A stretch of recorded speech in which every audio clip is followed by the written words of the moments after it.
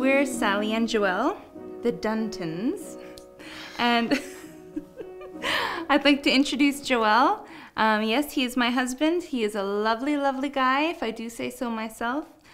He's a wonderful leader, a worship leader, and he's a very genuine and silly soul, I'd like to say. And he very much loves cake, which is very handy because I love to make cake. You do. And this is my wife, Sallee. She's Canadian, and she's from a remote mountain area in Canada. Lots of country and western. Celine Dion, she doesn't do country and western. She's not country and western. Shania no. Twain, possibly. And so I guess that's where her love for singing emerged. And so she's also a wonderful worship leader and country and western singer. And she's my wife. And we love working together, which is the best bit. This is my song. I remember when I was a little kid, my mom and I used to sing together, and she used to play on her guitar, and she used to have a dream that we were going to be the next Judds.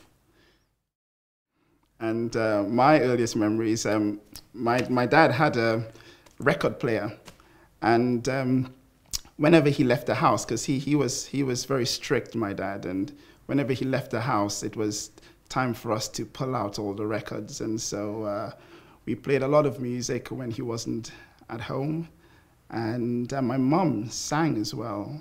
She was one of those quiet singers, and I remember I have lots of really good memories of her standing at the window and singing.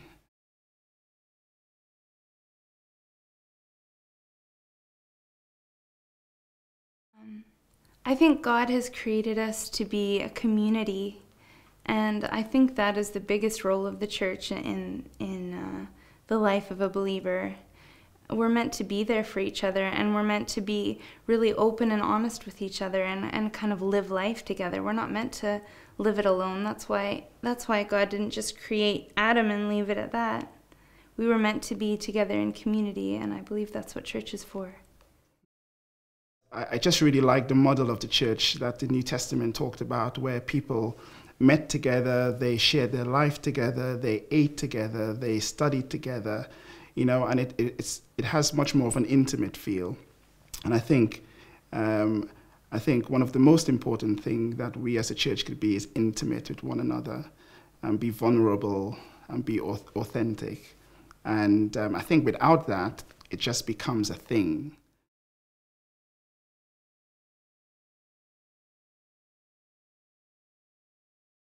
I think the way we live is just as much worship as singing when you're at church. The Bible talks about that everything that we do should be done to the glory of God. And so whether that's doing actual church work, whether it's worshiping in music, whether it's, having people around. I like having people around, and I like to cook for people. And in a way, I kind of feel like that's a sense of worship, because I want to do that to the glory of God, and I think that can expand into every aspect of our lives. In our daily lives, we don't really think about that, creating an atmosphere of worship, creating a safe place where people could just let everything, fall out, or creating an intimate space where people could feel love.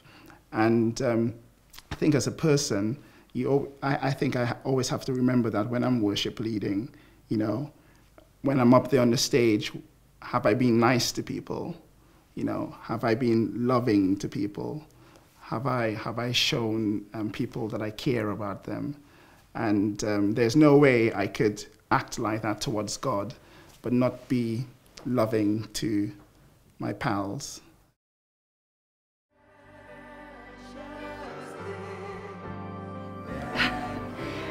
EPC was such a huge blessing for us. We just went away from there so refreshed.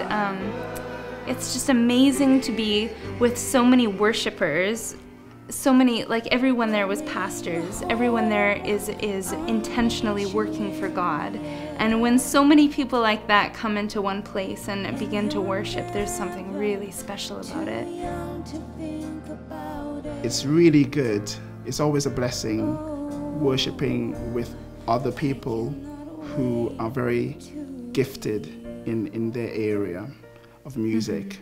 So we're singing with Paul Lee, who is a veteran but a master.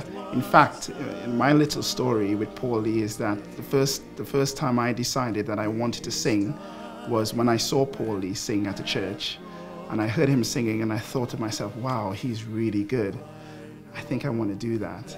And I always tell him that story and he laughs at me, but really true story. Paul Lee was the guy that really got me started. And Pastor Gert Tapp, really good dramatist, you know, very, very passionate about the arts and expressing yourself through drama, you know, and he was my pastor for a couple of months. So it's just amazing. And of course, Sallee and the rest of the musicians who were there. It's just amazing just being with people who are gifted and they're able to sort of transport people to a place, you know, and in their musicality or in their voices, etc.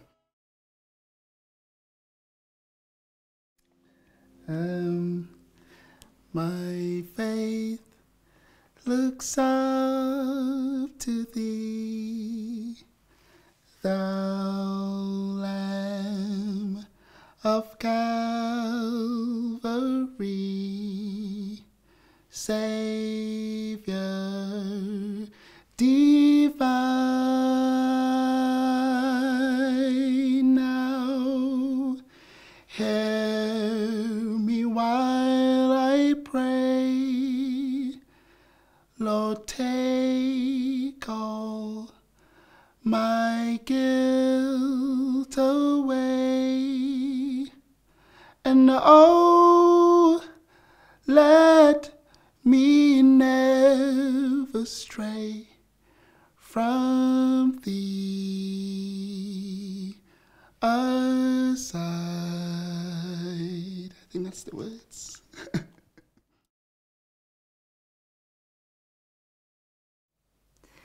I think hymns are making a big comeback.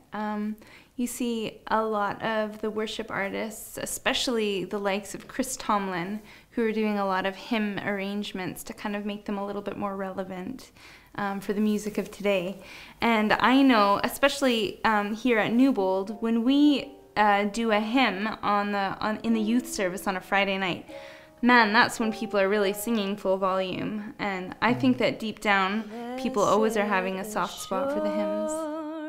A lot of people who sing hymns, many times it's connected to a picture in their mind or a time and place.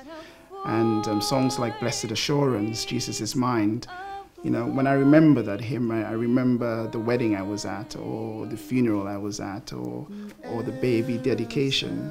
And I think that's why people are so passionate about hymns, because it's just connected to so much history and so many pictures in a person's mind of a time and place. And that's why people could be so emotional when singing certain hymns, because it's it goes very deep within them. This is my story. This is my song. That's exciting. Oh, yes. Exciting. Yeah, it would be exciting. It would be genuine. That's my number one. It would be genuine. That's right. It would be.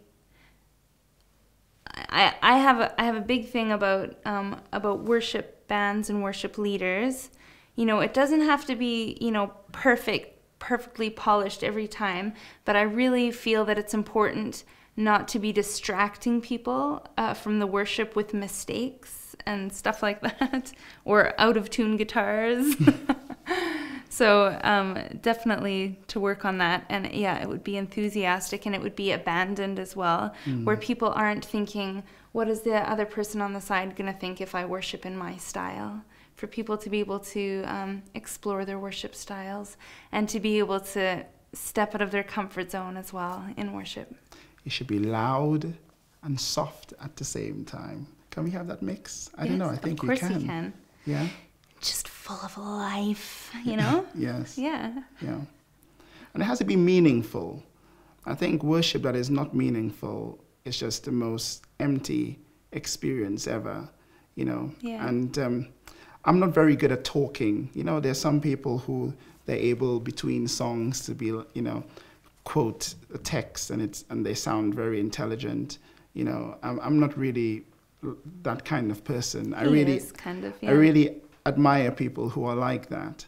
But it has to be meaningful, and even if you can't do all that fancy smancy stuff, you know, you could simply just be yourself, you know, and genuine.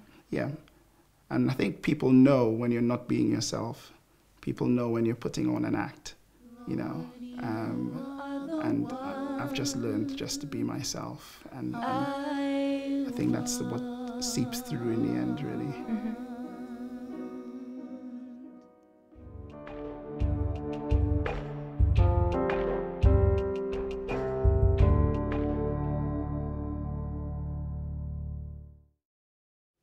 Winter.